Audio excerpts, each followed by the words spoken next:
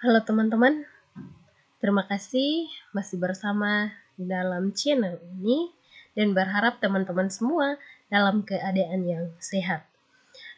Kali ini pembahasan kita adalah mengenai rangkuman materi administrasi gereja baru, yakni 6 dimensi yang telah kita bahas, yaitu dimensi Alkitab, teologi dan doktrin, dimensi kebijakan gereja, dimensi manajemen dan kepemimpinan gereja, dimensi organisasi gereja, dimensi ekologi administrasi gereja baru, dan dimensi evaluasi kinerja gereja, di mana dimensi-dimensi ini saling berkaitan, dan dari keenam dimensi ini kita dapat melihat berhasil atau tidaknya suatu gereja di dalam menjalankan setiap program atau setiap pelayanannya kepada jemaat. Dan mari teman-teman kita melihat dulu dari dimensi yang pertama, yaitu dimensi Alkitab, teologi, dan doktrin. Ketika kita berbicara mengenai administrasi gereja baru, pasti terlebih dahulu kita telah ada di dalam administrasi gereja lama. Di dalam administrasi gereja baru sendiri merupakan sebuah transformasi dari administrasi gereja lama, di mana ini kemudian menjadi sebuah terobosan baru di dalam menjalankan atau di dalam menata setiap pelayanan di dalam gereja. Hal penting yang harus kita pahami bahwa di dalam administrasi gereja baru, semua dipandang atau semua dianggap sebagai kawan sekerja Allah tanpa ada pembedaan di antara mereka. Kemudian bahwa di dalam administrasi gereja baru, kita tidak bekerja sendiri, melainkan Allah pun turut bekerja bersama dengan kita, seperti dalam kitab Roma 12 ayatnya yang ke-12. Kemudian, bahwa ada ciri-ciri yang membedakan antara gereja lama dan gereja baru, di mana gereja lama menganggap bahwa gereja hanya sebatas bait atau rumah Allah, dan juga gereja sebagai pusat dari setiap penata layanan gereja yang ada. Dan mereka tidak sangat sulit untuk membuka diri di dalam menerima setiap pembaharuan, dan dianggap tidak sesuai dengan kehendak Allah yang ada di dalam Alkitab. Sementara itu, administrasi gereja baru lebih cenderung untuk membuka diri di dalam menerima setiap pembaharuan dan juga mendasari setiap pelayanannya pada Alkitab, teologi, dan doktrin, yang kemudian sesuai dengan apa yang dikehendaki oleh Allah. Sebab kita tahu bahwa Alkitab sebagai penuntun atau sebagai pedoman di dalam kita menjalani kehidupan kita. Bahkan di dalam setiap pelayanan kita pun, kemudian Alkitab menjadi salah satu penuntun untuk menjalani setiap pelayanan kita. Hal berikut adalah bahwa titik tolak dari administrasi gereja baru adalah pada Allah, Yesus, dan Roh Kudus, di mana Allah sendiri sebagai penyelenggara kehidupan, atau Allah sendiri adalah sebagai administrator yang agung, seperti dalam Yeremia 29 ayatnya yang ke-11. Sementara Yesus sendiri sebagai kepala yang memerintah, yang tertulis dalam Matius 16 ayatnya yang ke-18. Kemudian yang terakhir adalah Roh Kudus, di mana Roh Kudus kemudian menjadi pembaharu di dalam menjalankan setiap pelayanan di dalam masing-masing gereja, seperti dalam Yohanes 6 ayatnya yang ke-63. Yang kedua adalah dimensi kebijakan gereja. Ketika mendengar kata dimensi, ketika mendengar kata kebijakan, pasti yang ada di dalam pikiran kita adalah keputusan atau aturan. Dan memang itu benar bahwa kebijakan gereja merupakan sebuah keputusan atau sebuah aturan yang dibuat untuk mengikat agar sesuatu dapat kita laksanakan sesuai kesepakatan di dalam mencapai tujuan yang sama atau tujuan bersama. Sehingga kemudian gereja pun membuat kebijakan gereja dengan beberapa tujuan, seperti bahwa kebijakan gereja dibuat untuk melihat dan memastikan bahwa visi dan misi daripada gereja itu sendiri terpenuhi. Dan kemudian bahwa kebijakan gereja dibuat untuk memastikan bahwa kebutuhan jemaat atau kebutuhan umat, baik secara jasmani ataupun secara spiritual dan rohani, itu terpenuhi atau tidak. Kemudian kebijakan gereja dibuat untuk melihat bagaimana setiap perubahan-perubahan yang ada di dalam gereja itu sesuai dengan kehendak daripada Tuhan atau tidak.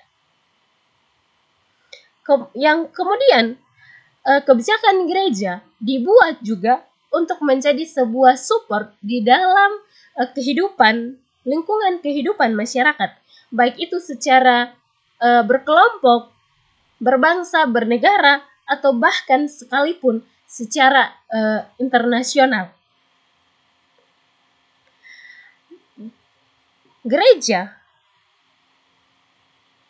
bisa membuat kebijakan gereja ketika gereja mampu melihat atau mampu merasakan bahwa di dalamnya ada masalah. Sehingga kemudian gereja mencoba untuk memahami, untuk memastikan, melihat bagaimana situasi dari permasalahan tersebut.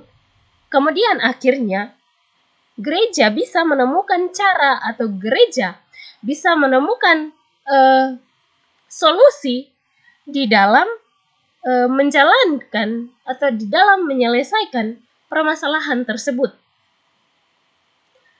Di dalam pembuatan kebijakan gereja ada beberapa hal yang perlu diperhatikan, seperti data, kemudian konsep, model, teori, dan juga paradigma yang kemudian semuanya harus berdasarkan pada Alkitab, teologi, dan juga doktrin. Karena gereja yang berhasil bukan gereja yang memiliki banyak program kerja, melainkan gereja yang mau untuk ditata, yang mau untuk dilayani oleh kuasa daripada Allah.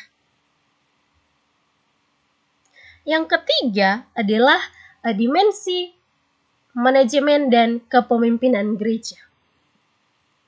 Manajer dan pemimpin adalah dua hal yang tidak bisa kita pisahkan antara satu dengan yang lainnya. Yang kemudian ini diibaratkan seperti logam mata uang yang memiliki dua sisi, namun kemudian itu tidak bisa terpisahkan satu dengan yang lainnya. Sehingga kemudian di dalam Alkitab pun kita bisa melihat contoh daripada pemimpin dan manajer, yakni pada Musa dan Yitro, di mana Musa sebagai pemimpinnya dan Yitro sebagai manajernya, yang kemudian bekerja bersama-sama untuk mencapai sebuah tujuan. Manajer kemudian berfungsi sebagai alat untuk menjalankan atau untuk mengeksekusi setiap kebijakan, setiap keputusan-keputusan yang telah dibuat bersama. Sementara itu, pemimpin itu berfungsi untuk memberi arah, memberi petunjuk, ataupun memberi nilai di dalam melaksanakan keputusan gereja. Seorang pemimpin atau seorang manajer pun memiliki tingkat pengaruhnya tersendiri atau memiliki level pengaruhnya masing-masing. Namun, mereka yang memiliki tingkat pengaruh atau level pengaruh yang tinggi adalah mereka yang mau untuk melayani sesuai dengan apa yang menjadi kehendak daripada Tuhan, bukan kehendak mereka. Seperti yang ada tertulis dalam kitab Sakaria 8 ayatnya yang ke-23. Kemudian, seorang pemimpin atau seorang manajer harus bisa melihat situasi atau melihat kondisi pengetahuan yang kemudian berbasis pada pengetahuan dan karunia.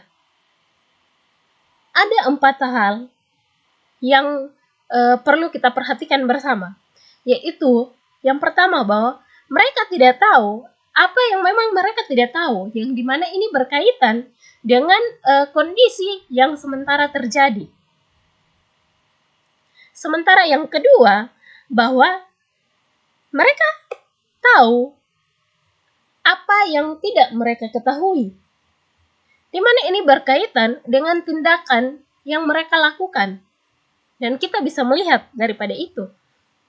Kemudian yang ketiga, dari ketidaktahuan mereka, kemudian mereka memiliki rencana untuk kemudian mengatasi apa yang tidak mereka ketahui. Yang terakhir, mereka ada yang berpengetahuan luas, di mana ini berkaitan dengan bidang karunia yang dimiliki oleh masing-masing orang. Seperti dalam 1 Korintus pasalnya yang ke-14 ayat pasalnya yang ke-12 ayatnya yang ke-14. Kemudian, seorang pemimpin atau seorang manajer harus juga melihat kondisi pengetahuan jemaatnya berdasarkan firman dan juga roh. Seperti dalam Yohanes 15 ayat 7, kemudian Yohanes 14 ayat 12, 1 Yohanes 4 ayat 4, dan Yohanes 6 ayatnya yang ke-63. Seorang pemimpin atau seorang manajer dapat juga kita lihat berdasarkan perspektif daripada Alkitab, bahwa seorang pemimpin atau seorang manajer harus melayani secara total atau total quality tanpa melihat situasi atau kondisi yang ada di belakangnya. Seperti yang ada dalam 1 Raja-Raja pasalnya yang ke-21. Kemudian, seorang pemimpin perlu dan harus untuk memperbaiki dirinya dari setiap segi kehidupannya, agar sesuai dengan apa yang kemudian menjadi kehendak daripada Allah. Seperti dalam Yeremia 18 ayatnya yang ke-4.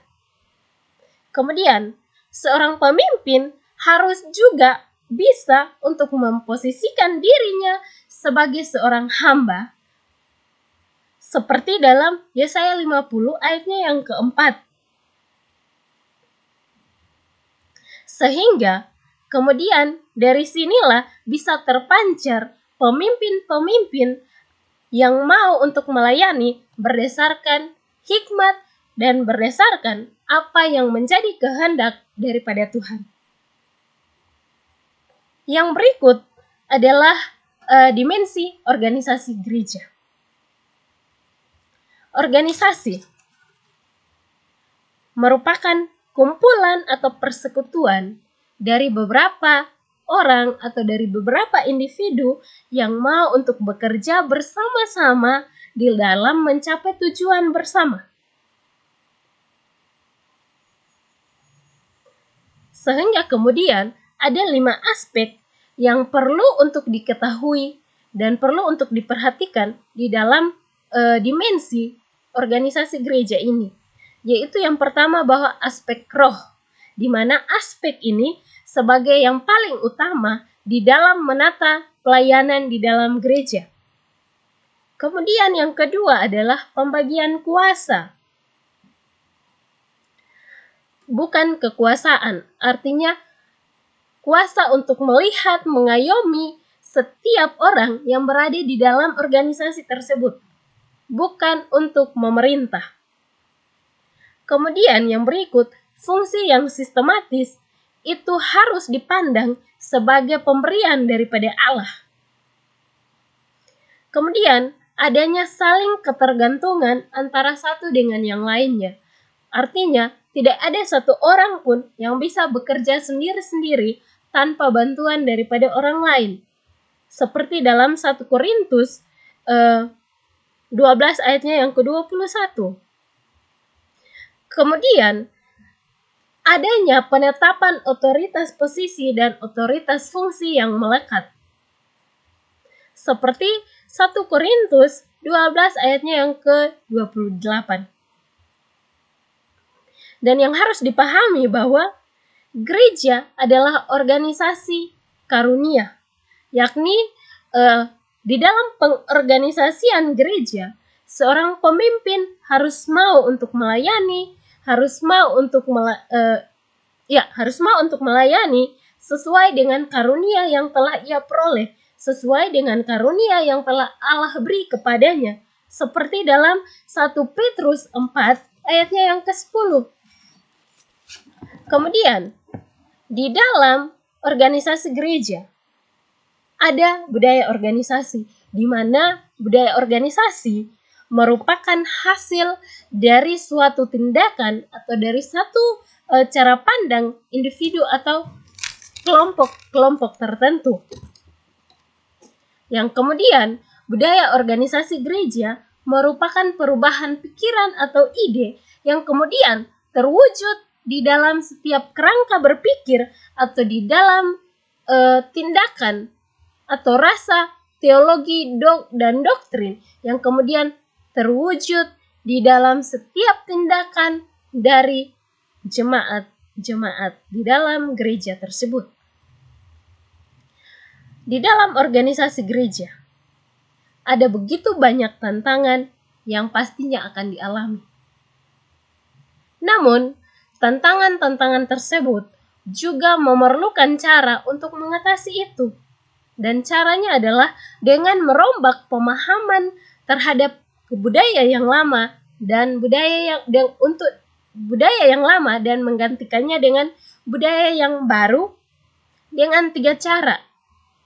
Yakni cara yang pertama adalah unphrasing, di mana cara ini merupakan cara yang paling pertama sebagai upaya penyadaran terlebih dahulu kepada jemaat akan budaya yang akan diperbaharui itu. Kemudian yang kedua adalah exchange, di mana setelah adanya upaya penyadaran, kita bisa merubah kebudayaan yang lama dengan kebudayaan baru, namun dengan persetujuan atau dengan kesepakatan bersama. Yang ketiga adalah refreshing, di mana kemudian ini menjadi kesepakatan bersama dan menjadi keputusan bersama yang menjadi akhir dan juga kunci dari setiap keputusan atau dari setiap pembaharuan budaya tersebut. Dan untuk merekonstruksi sebuah kebudayaan, ada beberapa hal juga yang perlu kita perhatikan, yaitu ruang lingkup tafsir, model ruang interaksi publik atau gereja, agar bisa tercapai konstruksi budaya organisasi. Dengan memperhatikan 3 hal yang merancang pola pikir budaya tersebut, yaitu dari perspektif tradisional, di mana perspektif ini berkaitan dengan paradigma gereja, asas, dan juga doktrin. Yang kedua adalah perspektif imperatif, di mana ini berkaitan dengan teologi progresif. Dan yang terakhir adalah perspektif kritik, yang dimana ini kemudian adanya konstruksi, dekonstruksi, dan rekonstruksi, yang kemudian semuanya akan berimbas pada keamanan di dalam gereja. Yang berikut adalah dimensi ekologi gereja. Ketika berbicara tentang ekologi, pasti pemikiran kita bahwa itu berkaitan dengan lingkungan atau adanya hubungan timbal balik antara lingkungan makhluk hidup dengan lingkungannya. Namun di dalam ekologi administrasi, ini berkaitan dengan ilmu administrasi yang berpusat pada faktor-faktor ekonomi yang kemudian mempengaruhinya. Ekologi dalam administrasi gereja baru itu berkaitan dengan apa yang ada dan sedang mengintai kehidupan bergereja, seperti civil society, government, corporate, dan juga global networking. Ada 3 kerangka berpikir yang harusnya terbangun di dalam ekologi administrasi gereja baru, yaitu paradigma tertutup atau closed system, paradigma terbuka atau open system, dan paradigma moderate atau moderate system. Paradigma yang terakhir ini adalah paradigma yang sewaktu-waktu bisa menjadi paradigma tertutup dan juga kemudian bisa menjadi paradigma terbuka. Sehingga gereja harus memiliki level adaptasi pada semua bidang seperti ekonomi, politik, hukum, sosial, dan ICTS atau ilmu, teknologi, dan komunikasi. Kita bahas yang pertama, yaitu ilmu politik. Ketika berbicara tentang politik, semua orang beranggapan bahwa politik itu kotor. Namun seharusnya politik itu harus dibangun dengan keyakinan bahwa politik itu mulia. Politik itu mulia, sebab di dalamnya itu berkaitan dengan proses perumusan kebijakan-kebijakan atau proses perumusan keputusan-keputusan yang kemudian gereja seharusnya berpartisipasi di dalamnya dengan mengutus jemaat-jemaatnya mengikuti rapat-rapat dalam proses perumusan keputusan yang ada di tempatnya masing-masing. Kemudian yang kedua adalah ilmu, teknologi, dan komunikasi. Saat ini, kita tidak bisa pungkiri bahwa kita juga berada di dalam dunia maya. Kita berada di dalam dunia yang secara online dan juga secara offline. Di saat pandemi ini, teknologi informasi banyak membantu kita di dalam menjalankan setiap tugas, tanggung jawab, dan pelayanan kita masing-masing. Bahwa ICTS mempengaruhi kita untuk kemudian kita bisa menemukan banyak pembelajaran, banyak materi dari luar. Namun semua itu kemudian harus kita terima secara kritis. Dan yang berikut adalah cryptocurrency, di mana ini adalah sebuah tabungan online. Bahwa cryptocurrency ini tidak bisa kita lihat secara kasat mata, namun kemudian ini memiliki nilai yang sangat luar biasa, nilai yang sangat besar.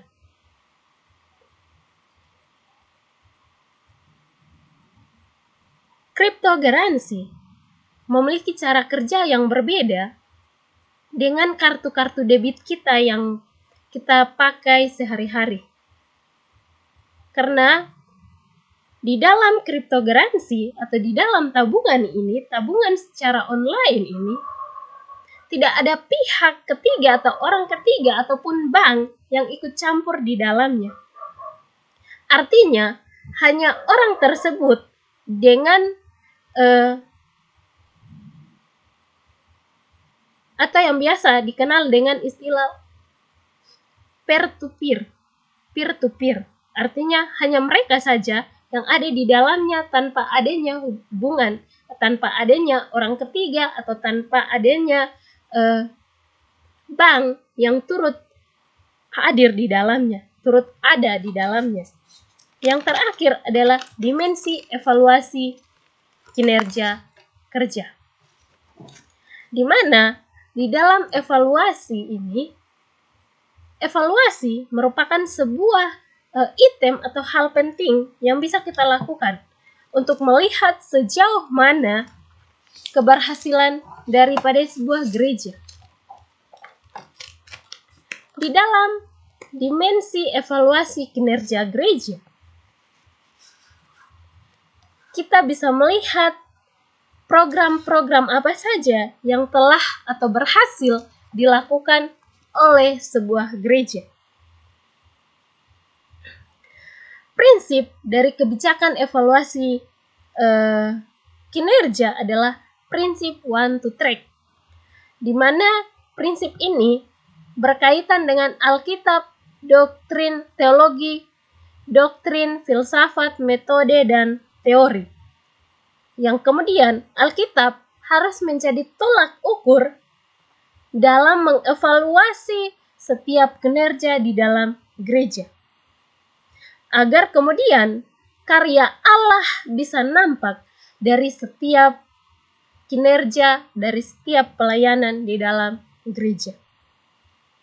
Sebagai gereja, sebagai tongkat estafet pelayanan, harus berdasarkan pada Alkitab, yakni pada 2 macam dasar, yang kemudian menjadi patokan di dalam gereja menjalankan pelayanannya. Di dalam evaluasi kinerja ini, gereja mengevaluasi setiap dimensi-dimensi yang telah kita sebutkan sebelumnya: Alkitab, teologi, doktrin, kebijakan gereja, manajemen dan kepemimpinan gereja, organisasi gereja, ekologi, administrasi gereja, dan juga evaluasi kinerja itu sendiri. Untuk kemudian melihat seberapa banyak atau seberapa dalam berhasilnya gereja dalam menjalankan setiap pelayanannya. Perbedaan antara evaluasi administrasi di dalam gereja lama dan gereja baru adalah bahwa gereja lama hanya mengevaluasi beberapa bagian saja di dalam pelayanannya. Sementara itu, administrasi gereja baru mengevaluasi setiap pelayanannya, baik untuk presbiternya, pendetanya, ataupun bahkan organisasi-organisasi atau badan pengurus lainnya yang terlibat di dalam gereja. Sehingga kemudian dengan evaluasi ini kita dapat meningkatkan atau kemudian kita dapat memperbaiki setiap hal-hal yang kurang atau yang tidak bisa terselesaikan di dalam pelayanan kita. Teman-teman semua, terima kasih masih bersama dengan channel ini. Terima kasih telah menonton bagian video ini dan berharap semoga apa yang telah dibagikan di dalam video ini bisa membantu kita untuk melihat berhasil atau tidaknya gereja kita di dalam menjalankan setiap pelayanannya dengan berdasarkan pada dimensi-dimensi yang telah kita bahas sebelumnya, yakni Alkitab, teologi, doktrin, dimensi kebijakan gereja, dimensi manajemen dan kepemimpinan gereja, dimensi organisasi gereja, dimensi ekologi gereja, dan dimensi evaluasi gereja. Sehingga kemudian kita bisa memperbaiki dan meningkatkan kualitas pelayanan kita. Terima kasih dan salam sehat untuk kita semua. Tetap dukung channel ini dengan like, share, dan subscribe. Terima kasih, semoga apa yang dibagikan bermanfaat untuk kita semua dan Sampai jumpa, dadah.